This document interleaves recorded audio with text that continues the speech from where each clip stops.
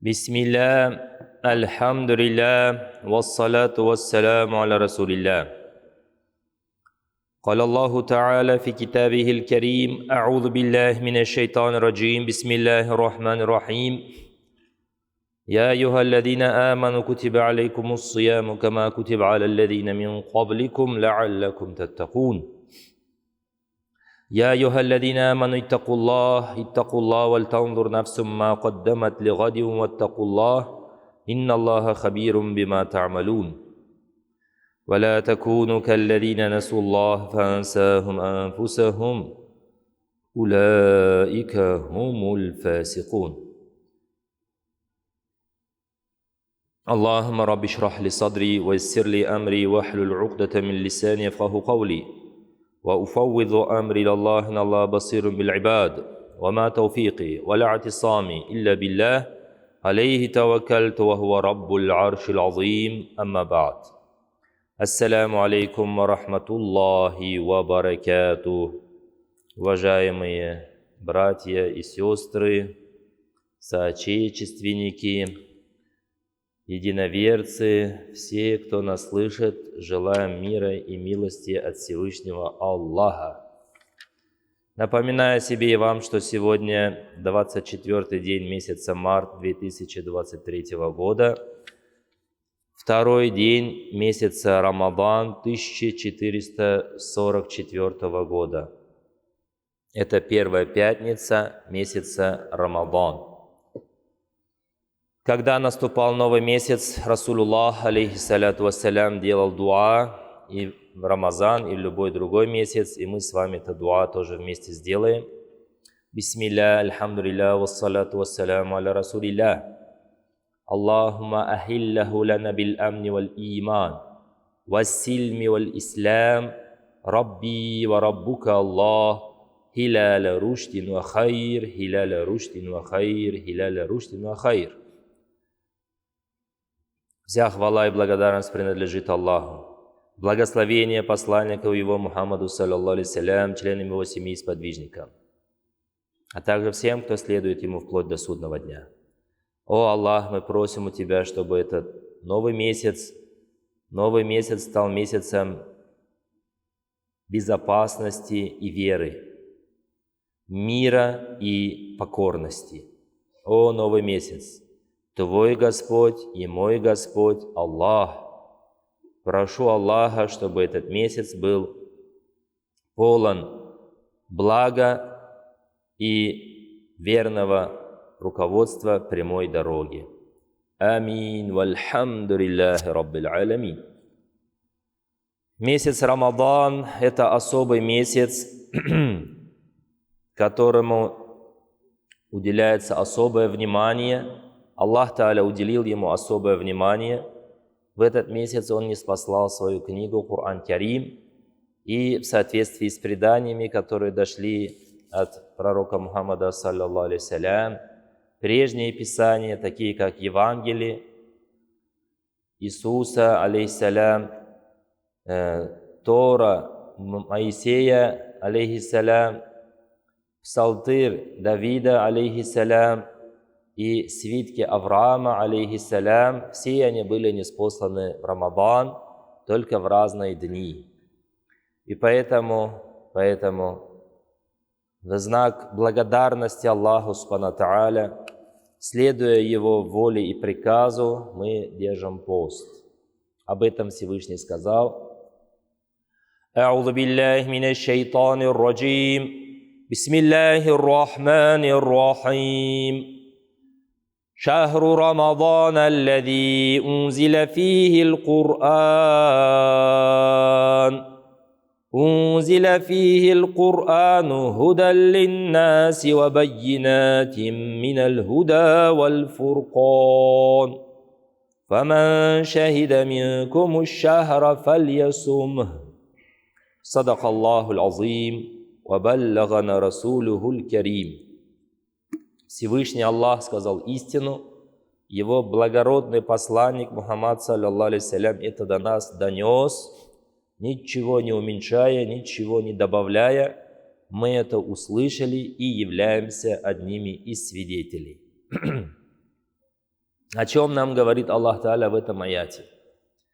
В этом аяте Аллах говорит, что месяц Рамадан – это тот месяц, в котором был ниспослан Коран, являющийся верным руководством для людей, явными доказательствами, указывающие на прямую дорогу, и аргументы, позволяющие разделить истину от лжи. И тот из вас, кто узнает, засвидетельствует о наступлении месяца, пусть постится, пусть держит пост. Руза. Альхамдулилля, альхамдулилля, альхамдулилля, что Аллах дал нам иман, дал нам ислам, дал нам Коран, отправил к нам Мухаммада, саллаллаху алейхи вассалям, и позволил нам, дал нам здоровье, позволил нам в этот месяц поститься, молиться, совершать благие дела.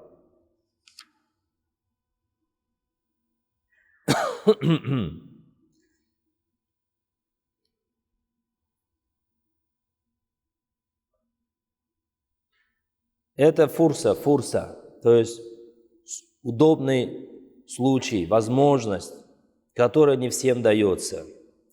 Некоторые мечтают о том, чтобы дойти до Рамадана здоровыми, крепкими, но по каким-то причинам, по самым разным причинам теряют здоровье.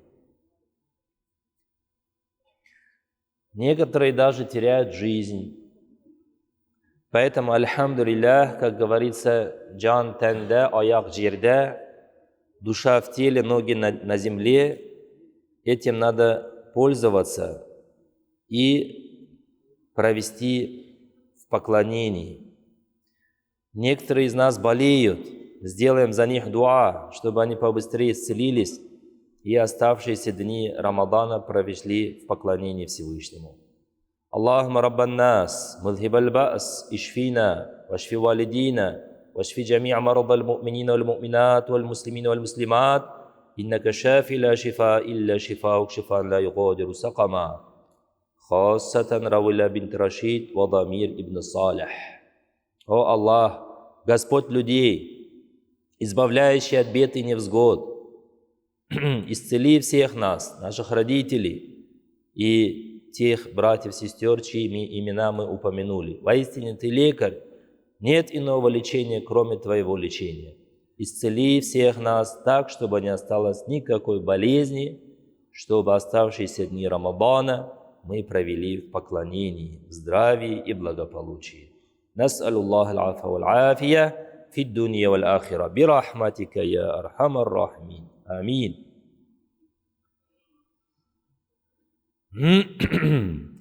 Расулуллах, саллаллаху алейхи вассалям, в хадисе, который передает ваш земляк, имам Аль-Бухари и имам Муслим, сказал: «Ман кама Рамадана иманан вахтисабан, гуфира лаху ма тақаддама мин дамбихи». Тот, кто с верой в Аллаха и с надеждой на награду от Всевышнего проведет Рамадан в молитвах, в выстаивании намазов, будут прощены его прежние грехи. Значит, несколько условий здесь есть. Во-первых, надо киям делать, то есть проводить ночь в поклонении. Да, не только ночь, в целом все 5 намазов надо сделать. И еще дополнительный таравих намаз. С какой целью? Иманан вахтисабан, с верой в Аллаха и с надеждой на награду от Него. Потому что Аллах не принимает те дела, которые выполняются не ради Его лика. Если мы что-то делаем ради довольства людей, чтобы нас похвалили, чтобы нас заметили, чтобы нас возвысили, чтобы нам дали какую-то грамоту и так далее, все это Аллах не принимает. Аллах принимает только то, что выполняется ради его лика, и то, что соответствует чему нас научил пророк Мухаммад, саллаллаху алейхи вассалям. Поэтому, альхамдулилля, мечети открыты, тарауих и пятикратные намазы проводятся, этим надо пользоваться. Я знаю, что есть среди вас такие, которые даже для Рамадана взяли отпуск. Есть, альхамдулилля, вчера вот с таким братом мы встретились. Я, говорит, специально на Рамазан взял отпуск, чтобы побольше времени провести в поклонении Аллаху Субхану ва Тааля. И у детей, у старшеклассников тоже идут каникулы. Переучайте их держать пост. Потихоньку. Да. Почему? Потому что в одном хадисе Расулуллах сказал, алейхиссалям, «Аллиму ауладакум муссаля вахум абнау саб'и синин, вадрибухум алейха вахум абнау ашри синин, вафаррикухум фил мададжа». Учите ваших детей с 7-летнего возраста намазу. С 10-летнего возраста, если не читают намаз, наказывайте их. И разделяйте их в постели. То есть пусть вместе они не спят уже с 10-летнего возраста. Киясан алей, сравнивая пост с намазом, тоже можем сказать, когда дети достигли уже где-то 10 лет возраста, потихоньку их надо учить, чтобы они держали пост. Хотя они еще не стали совершеннолетними. Совершеннолетие по законам ислама наступает с момента половой зрелости. 10-летние дети еще половой зрелости не достигли, но как говорится, яш бутакна сығып була, қартна сықсаң ватасың. Молодую ветку, если будешь сгибать, можешь из нее что угодно сплести, корзину, шапку, что хочешь. А если старую ветку возьмешь, будешь что-нибудь плести, сломаешь. Поэтому не надо детей ломать, оставлять их потом, на пенсию выйдешь, потом будешь молиться. Нет, надо с молодости начинать. Пока он молодой, пока он тебя слушает, пока ты для него авторитет, надо потихоньку приучать. И сахабият рассказывают, что мы приучали детей держать пост. И не только в Рамазане, еще в день Ашура тоже держали пост. И чтобы они не плакали, мы их отвлекали игрушками, делали для них куколки из шерсти. И если они плакали, давали им эти куклы играть, сами с ними играли, пока не наступит разговение. Пост, он не пришел вот так сразу в первый год ислама.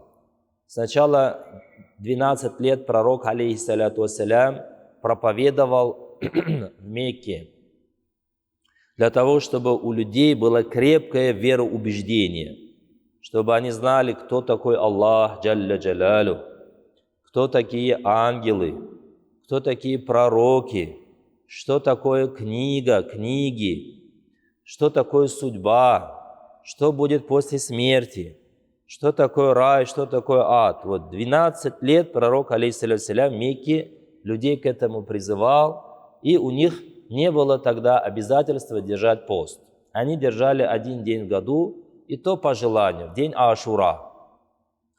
Вот. И сахабият, матери, сподвижницы, детишек своих приучали держать пост потихоньку, один день в году, один день в месяц мы можем, например, им сказать, вот, сынок или дочка, вот в начале Рамазана один день подержи, будет тебе шоколад, будет тебе куколка, будет тебе какой-то подарок. А?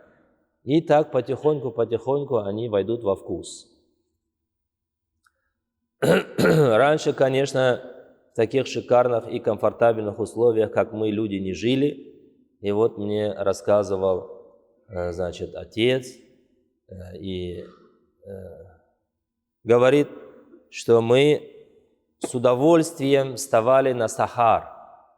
Почему? Потому что нам на сахар один пряник давал, отец говорит, дедушка давал пряник. И мы ради этого пряника вставали. И это до сих пор, говорит, у меня в душе осталось. Сейчас я, когда на сахар встаю, вспоминаю своего отца, своего дедушку, как мы вместе возле печки сидели, грели вот в печке большой такой вот этот суп и кушали. И я удивлялся, как это с утра суп. Утром же кушают только яйца вареные и там хлеб, молоко, а это с утра суп. Но это мне сказали, это особая еда. Это называется сахар. Это чтобы ураза держать, мы здесь сил набираемся. Вот ты суп покушай, потом тебе будет пряник. И говорит, если мы суп покушали, нам обязательно давали пряник, и мы этому очень радовались. Сейчас пряником, конечно, детей не удивишь. Сейчас каких только пряников нету. Хочешь такой, хочешь сякой, хочешь шоколад, хочешь макалат. Но у всех детей есть какие-то свои склонности, родители их знают. Этими склонностями надо пользоваться и их радовать. «Яссиру ва ля туассиру, башширу ва ля тунаффиру», говорит Расулуллах, алейхиссалям. Облегчайте и не осложняйте, радуйте и не отвращайте. Не надо запугивать, не будешь держать, зайдешь огонь, будешь гореть. Вот. Надо тапшир делать. Радовать надо, радовать подарками, угощениями, чем-то хорошими словами. Иншаллах, биизнилля, они постепенно, когда вкусят сладость веры, они в него с большим желанием сами зайдут. И был такой случай, один бедуин приехал к пророку, саллаллаху алейхиссалям, пообщался с ним и принял ислам. И пророк говорит, я тебе хочу сделать подарок. Какой подарок, говорит? Вон, видишь, там 2 горы, вижу. Между ними, видишь, отару овец, вижу. Это тебе подарок, забирай. Он, это все мне? У меня в жизни никогда не было такой отары. Возьми это все тебе. И он взял и погнал отару к себе в кишлак, этот бедуинский поселок, и говорит, о, люди, верьте Мухаммада! Люди, верьте Мухаммада! Он раздает так, как раздает тот, кто не боится бедности. И после этого он свой народ призывал, и потом весь его кишлак стал мусульманами. Альхамдулилля.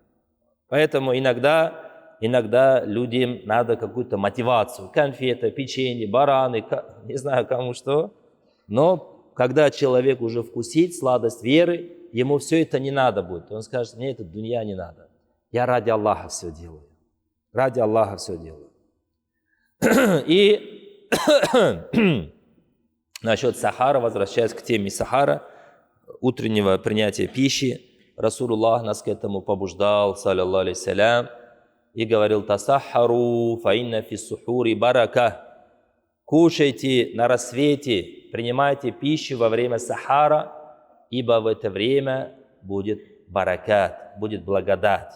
В другом хадисе, не связанном с Рамазаном, с постом, Расулуллах алейхиссалям говорит, что Аллах субхану тааля обращает особое внимание на своих рабов в 3-й части ночи.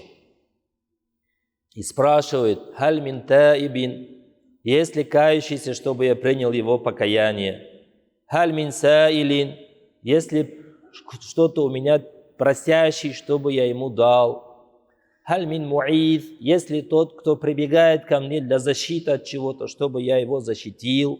Есть ли такой-то, есть ли такой-то, есть ли такой-то?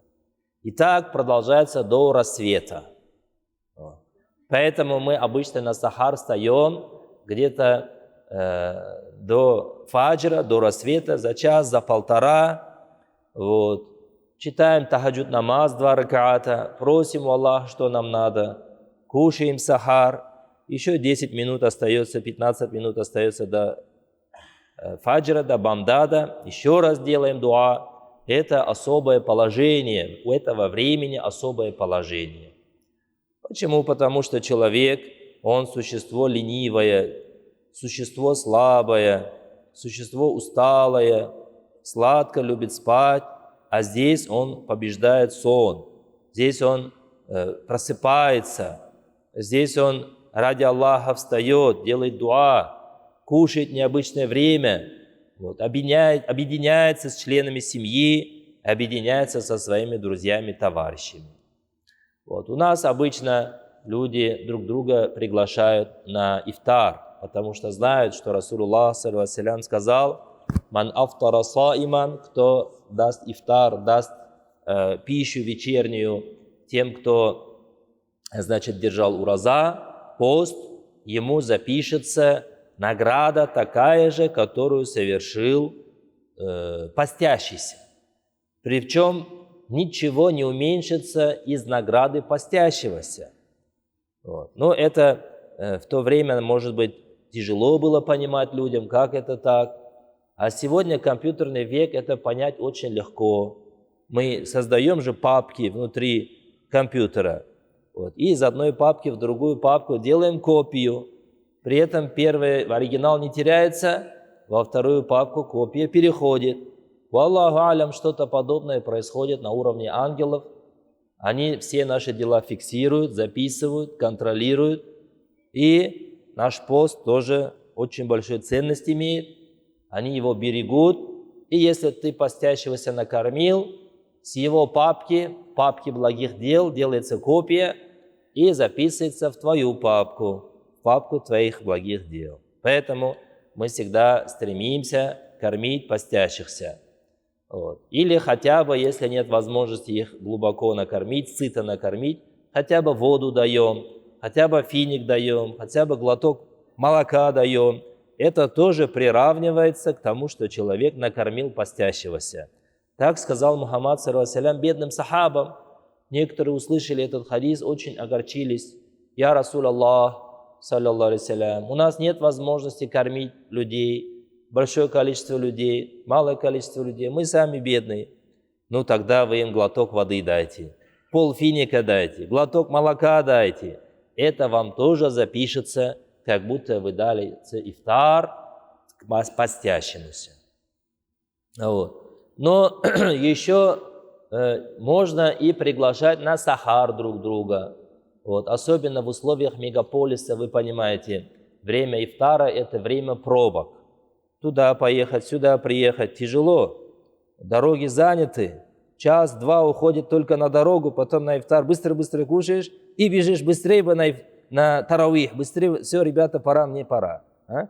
Тогда друг друга можно приглашать на сахар. Да, приглашайте на сахар.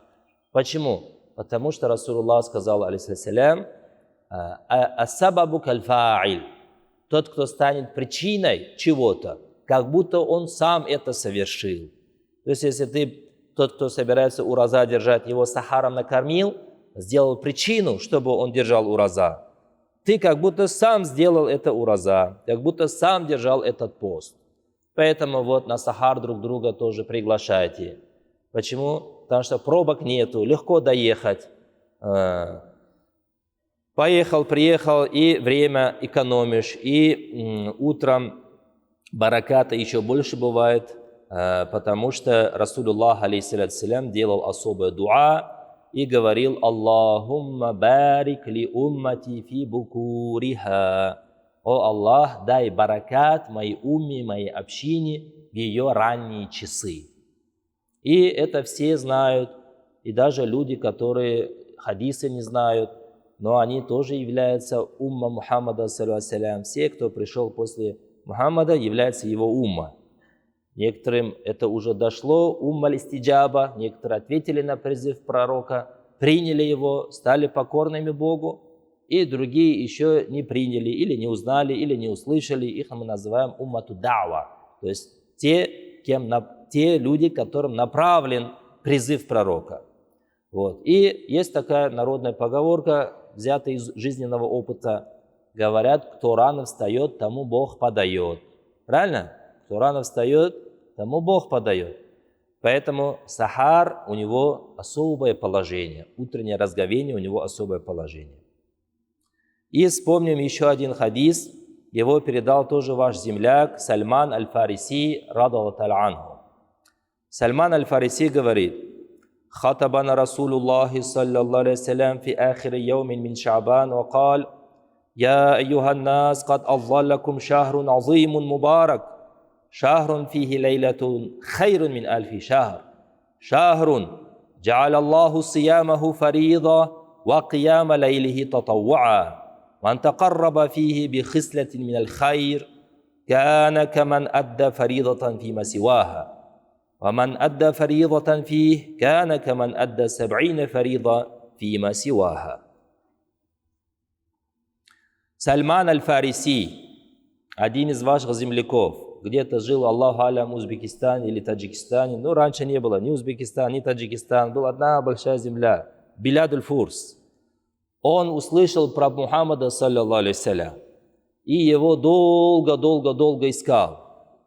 И даже, чтобы доехать до него, у него была отара овец, караванчикам, которые едут в ту сторону, где растет много пальм, обещал: я вам отдаю свой отару, вы меня довезите до туда. Они сказали: хорошо. Отару взяли и его в рабство продали. Хиянат называется. Обманули его. И потом привезли его в Медину, продали одному иудею. И он там жил, работал на плантациях, финики выращивал и так далее, и так далее. Потом услышал про Мухаммада, саллаллаху алейхи, и искренне в него поверил. Но сначала проверил, это он или нет, потому что были определенные признаки. Первое, он должен появиться там, где живет, там, где много пальм. Он увидел, что в Медине много пальм. Второе, он принимает подарки. И он пришел к Мухаммаду и его сподвижникам, принес им корзину фиников: кушайте, это мне подарок. Расулуллах всех угостил и сам тоже покушал. Это, говорит, второй признак. И он, говорит, не принимает садака. В следующий раз пришел Сальман аль-Фариси, принес корзину фиников и говорит: кушайте, это от меня вам садака. Расулуллах алейхиссалям всех накормил и сам не кушал. Говорит, это третий признак. Еще остается самый главный. У него должна быть печать между лопатками. И вот так Сальман аль-Фариси украдкой ходил, наблюдал, смотрел за Мухаммадом. Но Мухаммад, алейхиссалям, редко или мало когда снимал свою верхнюю одежду. И однажды был какой-то джаназа, Аллаху алям, и это Сальман аль-Фариси вот прямо за пророком встал, за его спиной, и идет, и вот так хочет через его, вот этот камис, через его рубашку увидеть печать. Он смотрит вот так, чуть ли не продырявит его своим взглядом. И Расулуллах, алейхиссалям, это заметил, он понял, что этот человек хочет. И в одном удобном случае, как будто тахарат берет, вот так рубашку снял. И тот увидел печать его. Сальман аль-Фариси упал и стал целовать его ноги. Я, Расулаллах, я тебя много искал, я тебя нашел. Вот так вот очень сильно радовался и принял ислам, принял единобожие от посланника Аллаха, саллаллаху алейхи. Вот он говорит, Сальман аль-Фариси говорит: хатабана Расулуллах, саллаллаху алейхи, фи яумин. Однажды пророк, алейхиссалям, читал нам проповедь перед Рамазаном и сказал, месяц Шаабан, сказал: аюханнас, о люди, вас осенил великий благодатный месяц, и в котором есть ночь, которая лучше, чем 1000 ночей. Это ночь какая? Лейлатуль Кадр. Шахрун, джа'аля Аллаху сиямаху фарида. В этом месяце Аллах пост, руза сделал обязательным. Ва кияма лейлихи татавуа. И выстаивание ночной молитвы сделал желательным, дополнительным действием. И тот, кто совершит в это время что-то благое, маленькое какое-то хорошее дело сделает, это приравнивается как обязательному, как большому делу сделанное. А тот, кто сделает большое дело, фарз сделает, оно приравнивается как 70 фарзам, 70 большим делам вне этого месяца. Хуа шахру сабр, ва сабру тавабухуль джанна. Этот месяц – месяц терпения. А терпение, воздаяние за него – это рай. Шахруль муаса – это месяц взаимной любви, соболезнования, сочувствования друг другу. Шахрун юзаду фихи ризкуль му'мини фих. В этот месяц увеличивается удел верующего человека. Тот, кто накормит постящегося, это будет причиной прощения его греха и освобождения его от огня. И получит он такую же награду, которую заработал постящийся, но у постящегося ничего не уменьшится. «Калу я Расулаллах, лайся куллюна яджиду ма юфтиру саим». Спросили: о посланник Аллаха, не всякий может накормить постящегося. «Факаля Расулуллах, саллаллаху алейхи, ю'тиллаху хада thawab ман фаттара сайман аля тамра, ау аля шарбати ма, ау мазкати лабан.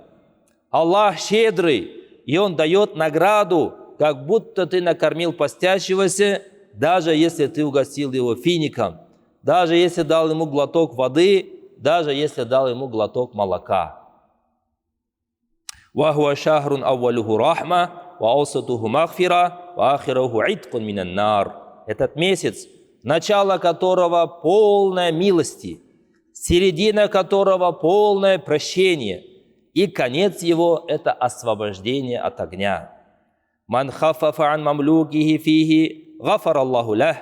Кто облегчит дело своего подчиненного, Аллах простит его. Есть среди вас начальники, министры, академики, профессоры. Есть среди вас подчиненные, простые люди, дворники, шоферы и так далее. И вот у кого есть власть, пусть облегчит положение своих власти подчиненных.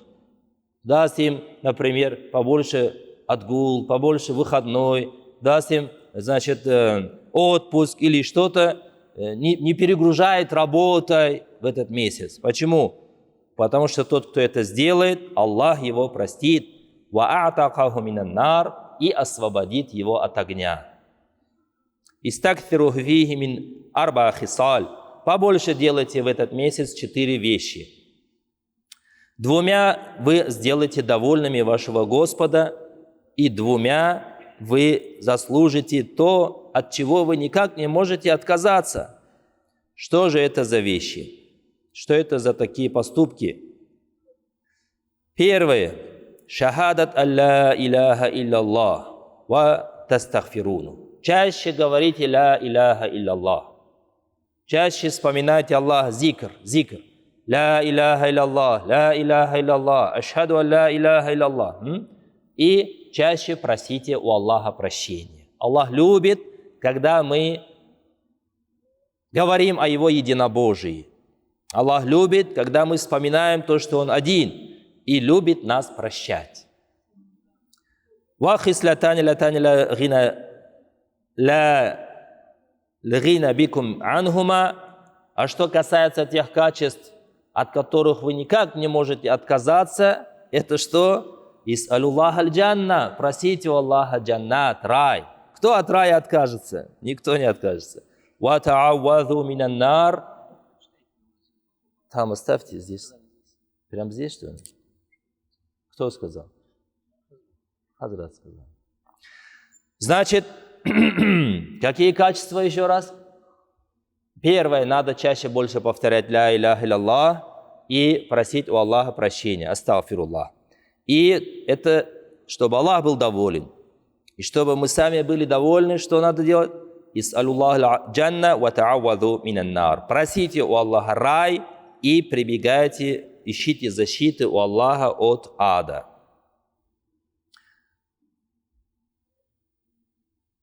И в конце хадиса пророк сказал, алейхиссалям, «Ман сака саиман сакаху Аллах мин хауди шарбатан ла ялмау ба'даха абада хатта ядхуля аль-джаннах».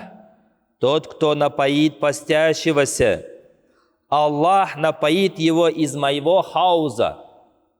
Хауз это, может, арабский термин не все знают, это большой-большой водоем. В судный день пророк, алейхиссалям, будет стоять у этого водоема. Этот водоем будет наполняться из райской реки, из Каусара. Он чище, чем вода, белее, чем молоко, и на нем много-много-много будет кубков, больше, чем звезд на небе. И Расулуллах, алейхиссалям, будет встречать свою умму, свою общину и поить их. И кто выпьет из этого источника, уже жажды не будет чувствовать, пока не зайдет в рай. А в тот день жара будет очень сильная, солнце приблизится, будет над головой, земля будет плоская, никаких зданий, ничего нет. Горы, даже огромные горы, станут как мираж. И вот пророк, алейхиссалям, обещает в этом хадисе, кто напоит постящегося, он испьет из моего хауда так, что не будет чувствовать жары, пока не зайдет в рай. Вот такой очень радующий, очень славный хадис, в котором мы многое полезное для себя узнали. Ну, теперь у нас время для дуа осталось немножечко. Сделаем дуа. Кто-то болеет, кто-то страдает, кто-то просто хочет выразить благодарность Аллаху Субхану Тааля. Таких, конечно, очень редко, но иногда тоже встречается. Говорят, у меня все хорошо, просто скажите Аллаху Альхамдулиллах. Это очень редко. Дай Аллах нам быть среди таких редких кадров, благодарных. Так, здесь очень много. Бисмилля, альхамдулилля, вассалату вассалям на расулилля. Аллахума раббан нас, мудхиб аль-баас. Ишфи аматака нурия. Вашфи аматака рауиля. Вашфи абдака дамир. Ва умеджон. Ва адибджон. Ва бекджихон. Ва... Почерк непонятный. И Бахтулло-джон, и Фаридулло-джон, и все остальные джоны.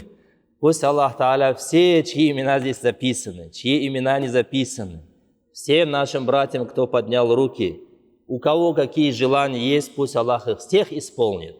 Ибо сказал Расулуллах, алейхиссалям, кто поднял руки и обратился к Аллаху, и с надеждой и верой Аллах обязательно ему ответит, если в его просьбе нету грехов, если в его просьбе нету порывания родственных связей.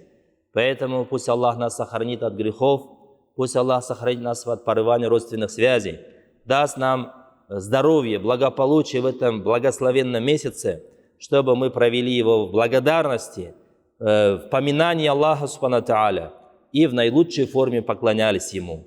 Через пост, через таравих намаз, через чтение Корана, через кормление постящихся, через выплату заката и многих других благих дел, которые Аллах Тааля нам дал. Альхамдулиллахи Раббил Аламин, ва саллаллаху аля сайидина Мухаммад, ва аля алихи ва асхабихи аджмаин.